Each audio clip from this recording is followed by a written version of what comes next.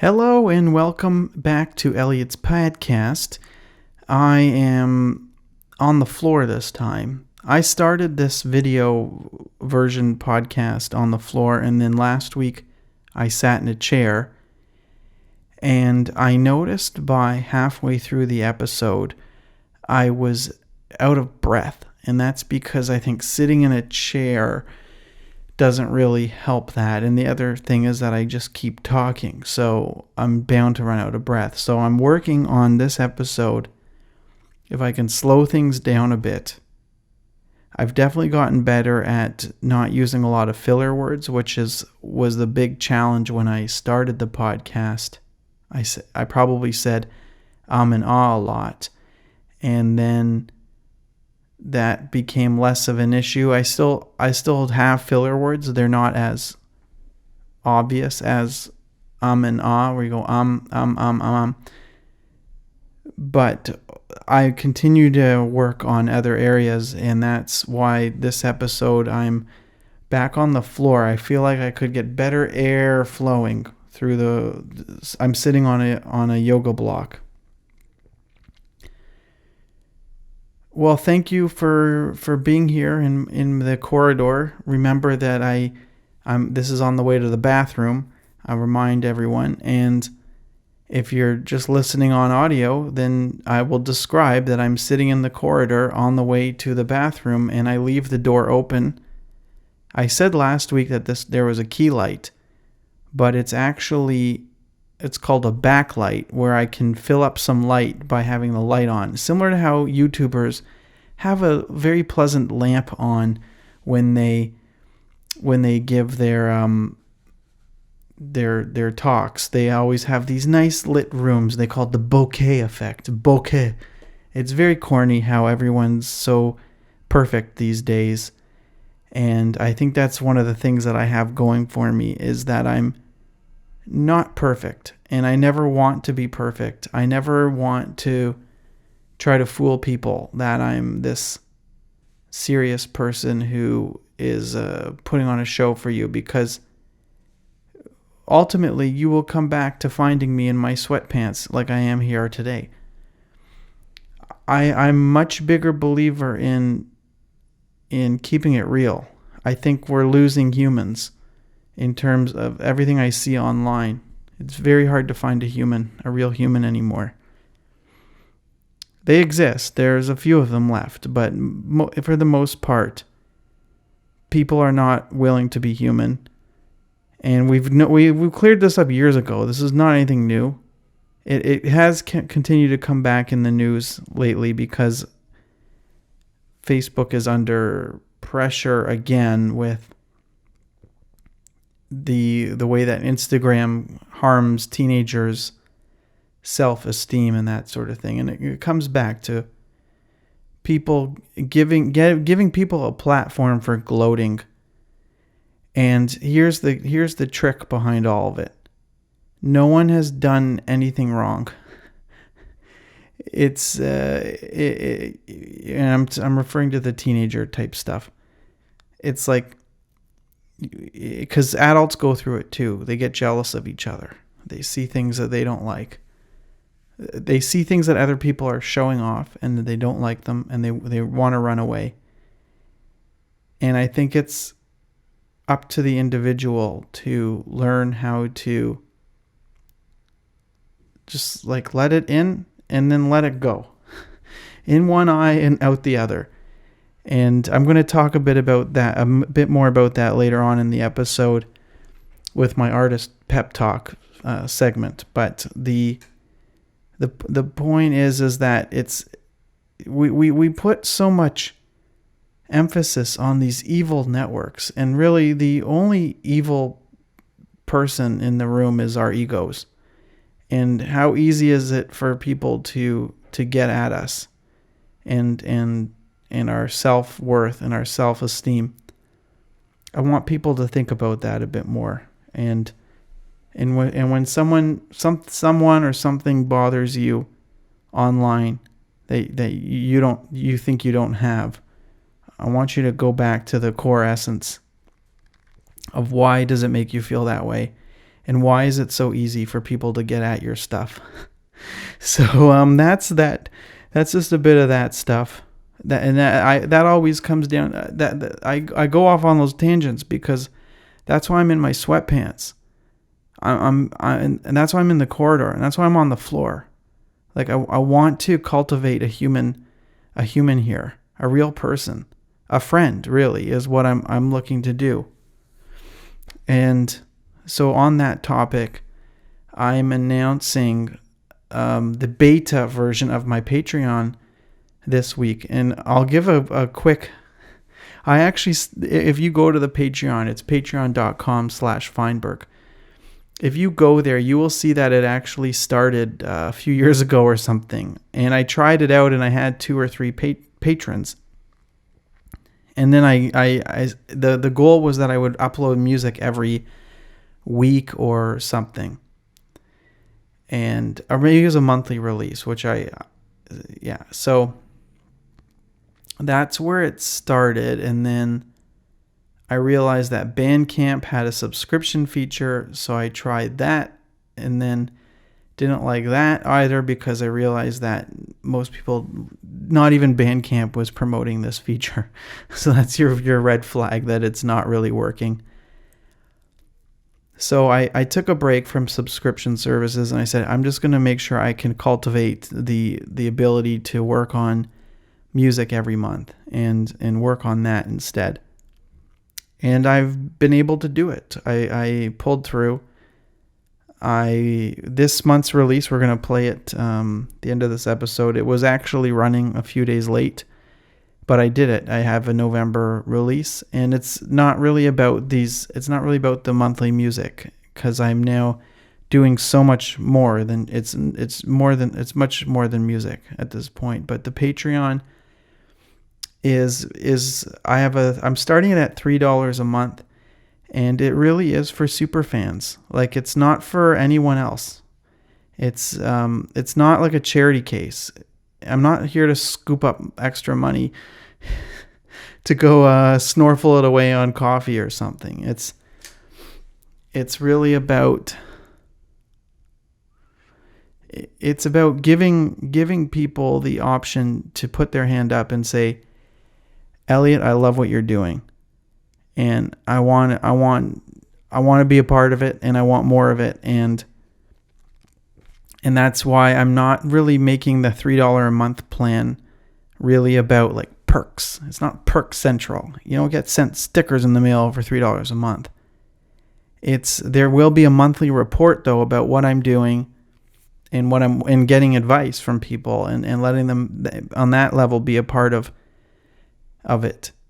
And then beyond that, there are tiers that will expand for more services and that sort of thing. And those get into around $10 a month. I'm working on things involving one is a writer's circle, and the other one is a musician's circle.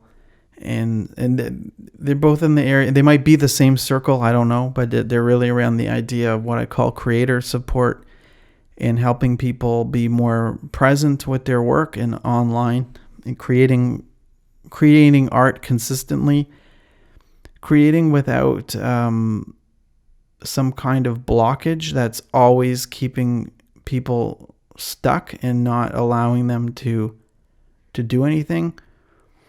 That sort of thing is the higher tiers. I'm not really talking about that today. I'm talking about enrolling people in the $3 a month tier, and I will say that it's a work in progress in that, like, you might, because I am on other people's Patreons, and I understand the it is actually a pretty big commitment for someone, because every month you're going to get billed around $3 a month or whatever happens in the end with currencies. I don't know.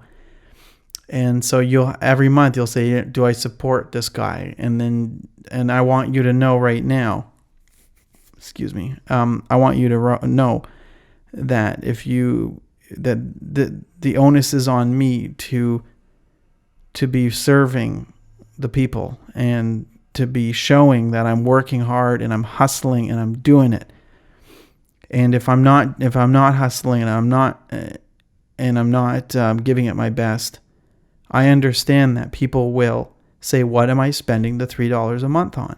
Why am I spending this $3 a month? And I want to say that even if you did or don't care about if I'm hustling hard enough, I want to say that it will be okay for you to leave the Patreon. I want that to be very clear, because I really think a subscription service is kind of intense. I actually hope that Patreon doesn't even tell you that someone left, because that's the way I prefer with like email subscription. I don't really want to know if people unsubscribe. It can be quite a jolt to the ego.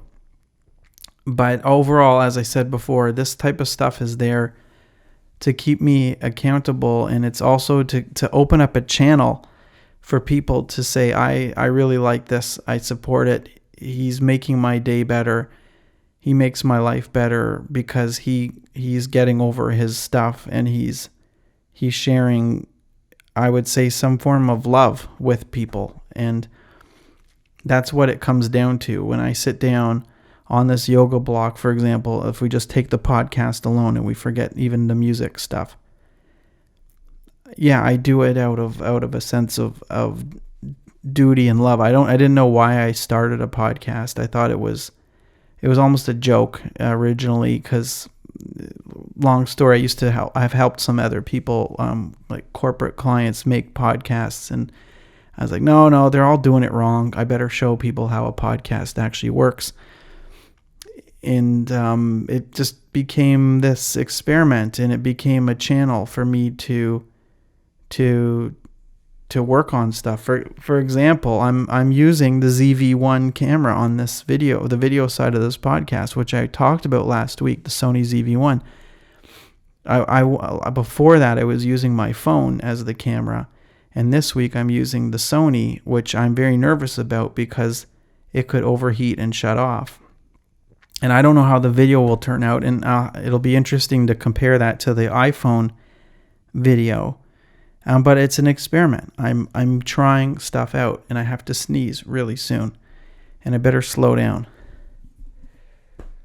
I don't know if this sneeze is coming.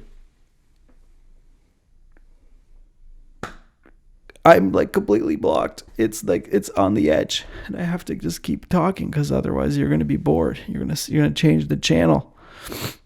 Oh, that's awful. The sneeze is just stuck there. Wow. Well, at least it gives me a time to pause, so I might as well have that sip of water. So yeah, the Patreon is in beta mode, and I'd love to see where it goes. I looked into other fan funding options. Buy me coffee, I still have that. It'll be useful for live streams, for people to just leave a tip and that sort of thing. But Patreon is kind of where it's at, and it's been around for a while, and I think it'll stay around for a while. And I know some people some people have Patreon, and then they move to like their own system so that they can get more money out of it. I just like to want to keep it simple, and yeah, so that's that.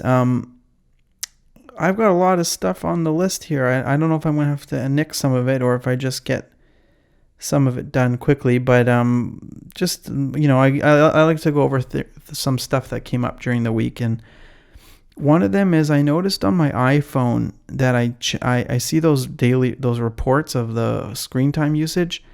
I noticed that I do the pickups a lot. It says like I have, some days I pick up my phone 60 times a day, and sometimes it's been as high as 70. I'm wondering what your pickup number is. I've been able to, it's around 50 realistically, and I think that's a bit much. I can see why that number adds up though. Like, you text a friend, and then you put the phone down, and then it dings again, and you pick it up. And I really would like to maybe just put the phone away check it, do whatever I need to do, and then check it is the Hebrew word for quiet. Check it and check it, put it away. and then maybe check it like in an hour and just see if I can get that number into like the 40s or the 30s. That metric is a little, as I just said, it's a little weird, but I'm tracking that one because it just shows you how much we check our phone, and I'm onto that. So you can check your screen time, check the phone checks. I'm curious what you find in there. I made some Spanish rice this week, and I'm going to show a picture of it on the screen. It was good. It was good, but I used the wrong spice on it. It's is it a turmeric? It was you're supposed to use like a cumin or chili powder is more the Mexican, I believe, style spices. And I just happened to have this other rub. It was like a chipotle something. I guess it's turmeric. He means paprika. And it just gives it this other flavor. It totally passes all the checks, but it's not ideal. It's not the ideal flavor, but I would say the dish overall was a success. It was with chicken in it. So I basically, you start with you chop up a whole onion. You don't have to even chop it up like that perfectly. And you sweat the onion in oil. And then you add the chicken. And then I guess you can put the garlic in then. Garlic seems to burn really quickly. And then it's chicken stock. Well, the rice goes in so that the rice gets kind of toasty for a bit, and then you put in chicken stock and tomato paste is what I did. Tomato paste, but other people just do tomato sauce or real tomatoes, whatever you want. But that's what makes Spanish rice a little red, is that tomato, the addition of the tomato and usually red spices. So I did chicken breast. I mean, you can do typically this is a side dish, so you're not even really often putting protein in there, meat protein. I think the chicken breast is a bit tough. Maybe a thigh would be better for future, and you could cook it in and have it, I don't know, slow cook it. Something with the thighs. A chicken thigh seems like it would work a bit better. And also I would say ham. Like, I don't really eat ham, but that would probably be more authentic to Spanish cooking. When I was in Spain, they eat something called jamon.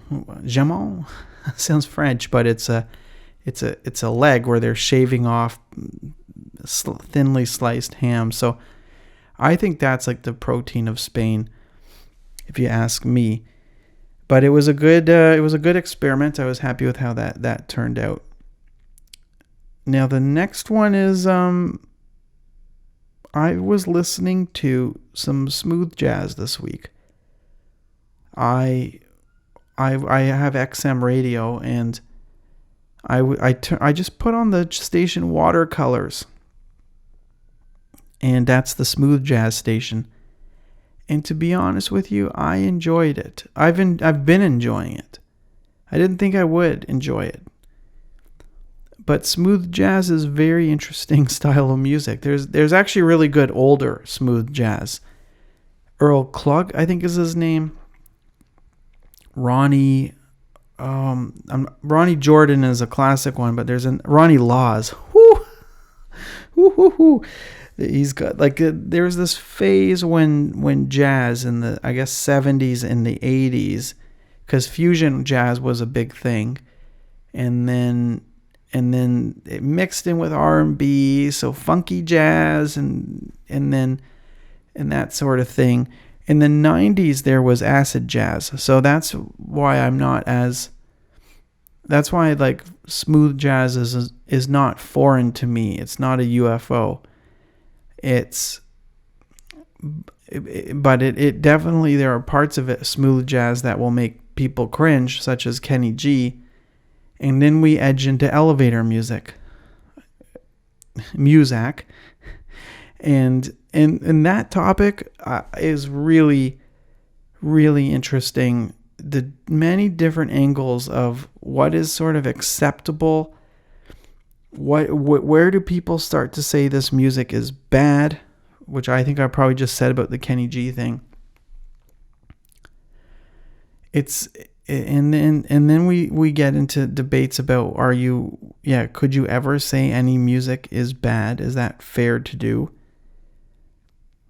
But there's another station on XM radio called Escape, and they do stuff like Escape has this type of music, easy listening, that most people agree is pretty bad. Like, there would be these string orchestras that would cover songs, and and they called that sort of bachelor pad music. And I think the big name in that genre was Percy Faith.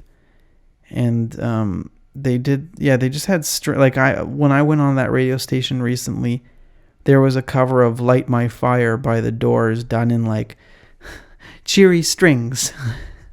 And it's in that type of stuff I can't really listen to, whereas with smooth jazz I can feel it. I can understand its place.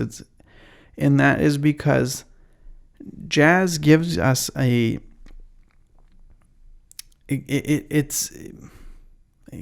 words really describe? Well, jazz gives us a nice music with a bit more complexity than if we take typical pop radio. However, the problem with straight up jazz is that it sometimes is just too much, and especially since you take an instrument like the saxophone, which I personally find can be a bit much. It's a loud horn, and the people who play it, it's just, that's the way it works. I'm more of a trumpet guy. If you had to pick a horn, I used to play the trumpet in high school, so if I had to pick a horn, it would be trumpet. But that's besides the point. Is that a lot of jazz in general is there's a lot of focus on the players and their ability to play their instrument, and it becomes a bit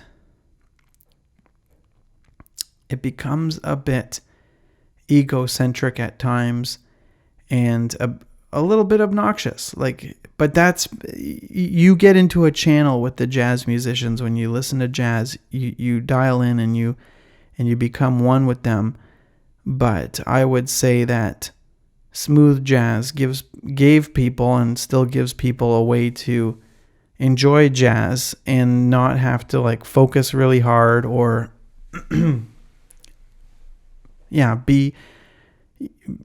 focus or be hit over the head with obnoxious solos and that sort of thing. And so while people might scoff at smooth jazz, I think it certainly serves its purpose, especially you're driving around in a car, okay? It's pretty stressful to drive as it is, because especially in a city like Toronto, everyone's a freaking maniac now, and everyone's in a hurry to go everywhere. I don't know why everyone's in such a hurry, and it's not that enjoyable to be navigating, driving with crazy people. So I would say that smooth jazz, and I even sometimes put on the spa channel when I'm driving and I'm listening to XM. That's super blissed out. That's maybe a bit too blissed out, but I just thought I'd mention. I've been listening to a bit of smooth jazz. I don't know if I'm gonna go down this route a lot further, but it's nice to that's what the best thing about XM radio is that you can just tune into these random stations. I even put on the Broadway station today, and I thought that was great. I heard some Fiddler on the Roof, and I heard some other songs from other Broadway plays that I had no clue even existed, and it was nice. So all right, my artist pep talk. So I am getting to the new track soon. It's called Let Love In, and we're gonna play it with a music video. But the artist pep talk that goes with it is this: I think it's very interesting that we live in a time when, and I actually have a video of this alone. I was out for a walk last night and I thought about this idea, and I came back and I recorded a video on it. So there's a dedicated video on this topic as well. But we live in a time when everyone seems to need to deliver stuff to each other, and we need to prove ourselves to each other, and it's very easy to feel worthless if you're not doing this or that. And I bet even the most productive people have their own way of accessing someone to look at and compare themselves to. And it's not very productive way of thinking. You need to learn how to turn off that mentality. It's a type of illness, really. And I give this example of, there's two examples that I use to drive this point home. And the first is when people play golf and they start learning golf, you get paired up with other people. Almost always. You don't just go out by yourself. And I don't know how people end up playing golf, but they probably are brought out by someone who's already been playing, and therefore is better than them. And usually the whole group of people they're with is better than them, because that's how it works. You've been brought out. And when you're learning something, you don't play it that well. So you're kind of in a bad position because you're being watched, and they're not watching you that carefully. No one really cares. But it is part of the reality is that you're being watched, and therefore the pressure of trying to play something well and not really having the skills to do it is compounded by this extra element of people watching you. And then your mind now freaks out, and if you weren't bad enough as you were, you're now extra bad. You are like the worst of the worst, simply because we've added in this element of pressure and trying to keep up with people. And when you overextend yourself, you just can't do it. And now when I take this story over to one more, this should be more clear, is that the story of Miles Davis is one that I tell a lot, is that he was playing with Charlie Parker, and they were like really fast musicians. These are bebop era musicians, hard bop, and he just couldn't keep up, and he had a breakdown. He also had a drug problem, and I think he had like this compounded certified breakdown. And when he came back to it, he knew he had no choice. He had to only play like he is and who he is. And he found his sound. And his sound was way more chilled out. He didn't need to play all those notes. He just took it way down. That became his sound, and that carried him for the rest of his career as the birth of cool and the inventor of cool jazz, which does kind of, funny enough, pair up with my chat about smooth jazz, is that it's a different dialing in. Early jazz was kind of insane. There was big bands, and then people were like all about the fast, and then and he says, screw it, I'm going to play how I want to play. And he did that again with when he got into the late 60s. He said, I want to make it weird with some rock musicians. I want to do my own thing. And then in the 80s, it was kind of like funk and weird. And so to go back to this weird other example about the golf and stuff, is that the person has to learn how to say, okay, I'm not as good as other people, or I'm different than other people. Good is not a very specific word. Bad and good, they don't really mean anything. If I say music is good or bad, it's not specific. It's a quick shorthand for just saying it's not my thing. And so I'm different than the other people playing this sport. I need to go back on my own and learn how my body can play this sport. And that's what I guess the world of coaching is, but training in general, because a person might be able to train themselves with learning, like studying, okay, how does this thing work? Nowadays with YouTube, there's a lot of ways to do that in music or in golf. And then they learn how it works, and they see, okay, I'm doing it when I do it one way and the ball goes another way, and then they correct. And it's a little more clear with golf because there's a clear goal, which is there's rules that you need to get the ball into a hole in a certain amount of time. Amount of strokes, not time.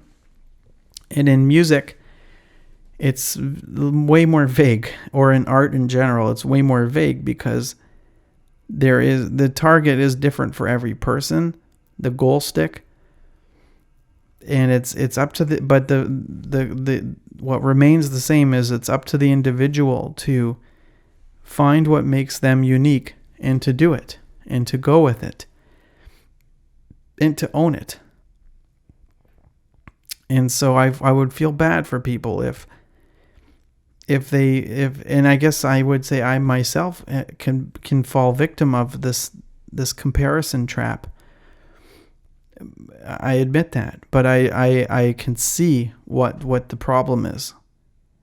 And the late comedian Brody Stevens said, he used to have a joke about compare and despair.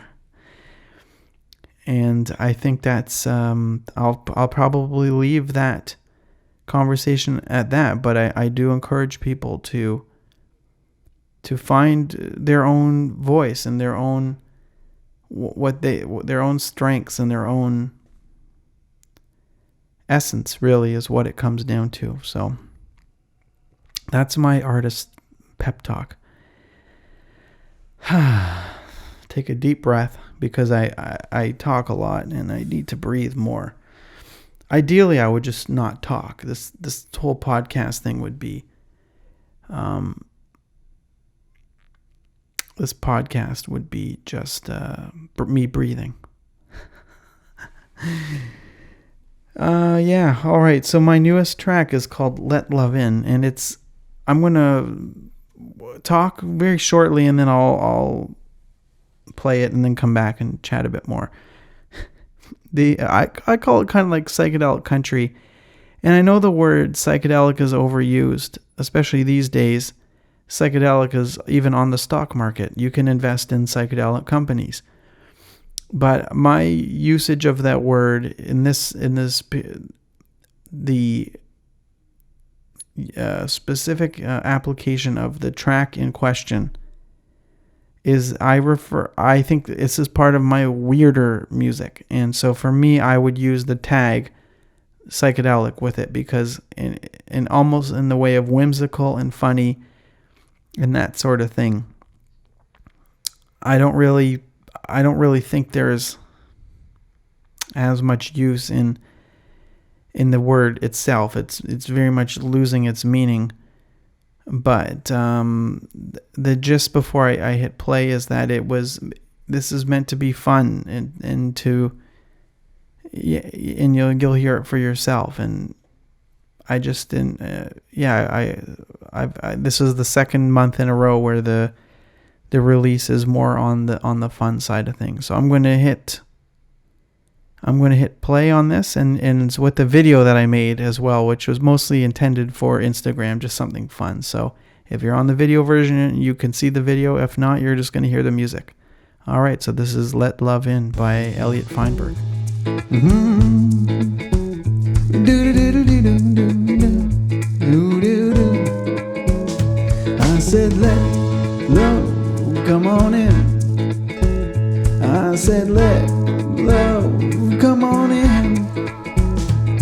said, let love come on in. When you let the love on in. I said, let love come on in. Let love come on in. I said, let love come on in. When you let that love on in. Oh, it's a beautiful thing when you let love on in. Oh, it's a beautiful thing when you let love on in. I said, let love come on in. I said, let love come on in. Let love come on in. When you let that love on in. Oh, oh, oh, oh, oh, oh. Do do do do do do do do do do do do do do do do do. Oh, it's a beautiful thing when you let love on in. Oh, it's a beautiful thing when you let love on in.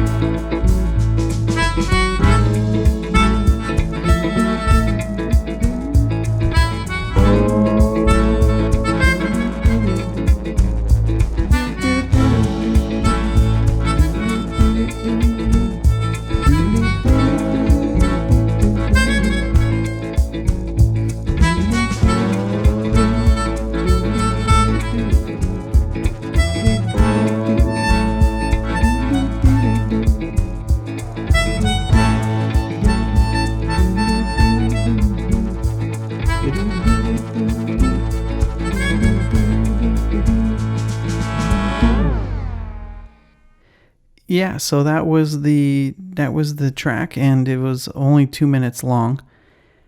I would say so now that it's played, I can actually give a more honest chat about it, but it was really okay, so I'll be completely honest with you.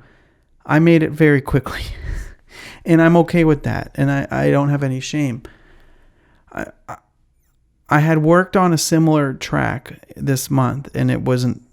So I have this kind of commitment to myself to release a track every month, and I was just, I guess, slow with this month, and then the deadline was approaching that it had to be finished, and so I just had to sit down and write and record a track one morning, and I think my I don't have specific rules about what gets made and what doesn't get made, really. But it's more about like a track should kind of push you a bit into a new world and that sort of thing, and it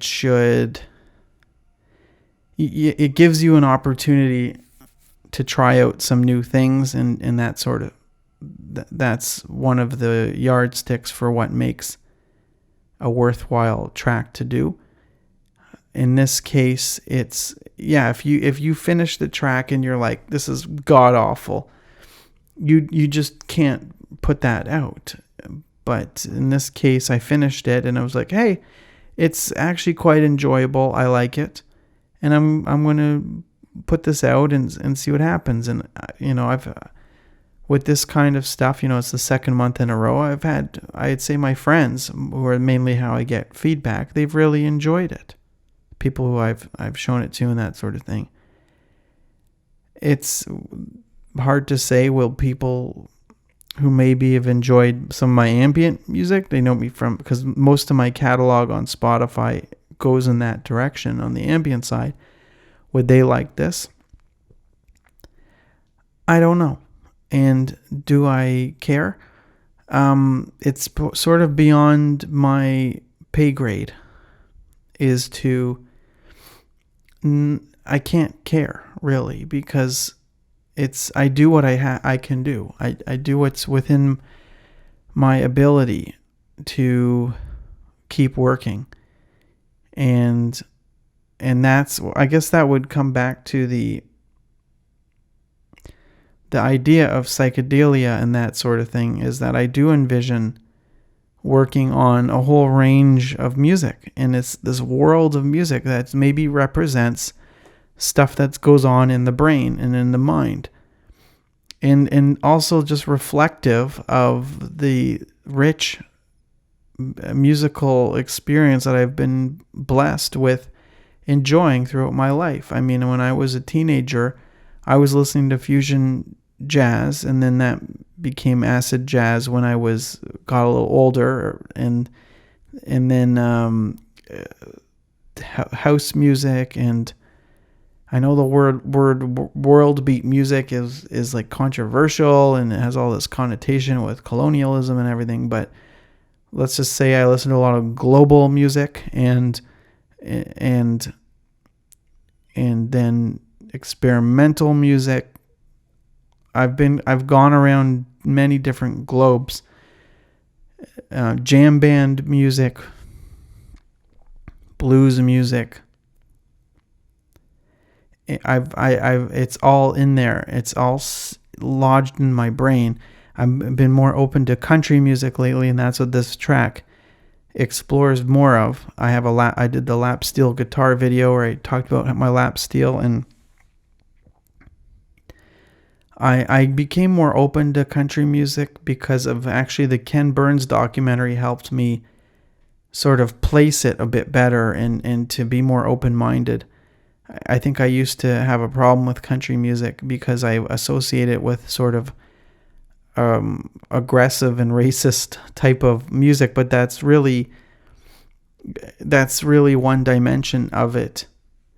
If we go back to country music's essence, is that it's sort of it has a lot of inspiration or borrowing of the waltz from Europe, I guess German settlers to the U.S., and then it's combined with blues, and then the country music of the 40s, 50s, and 60s is often the songs are really about these people who just got too drunk. So there's a lot of humor in country music. They got too drunk and they lose their woman, and you can hear it in every. You can even hear the lyrics. I can't. A lot of types of music I can't hear words. I don't know what anything is about. In country music, you can hear the words a lot clearer, and they're simple.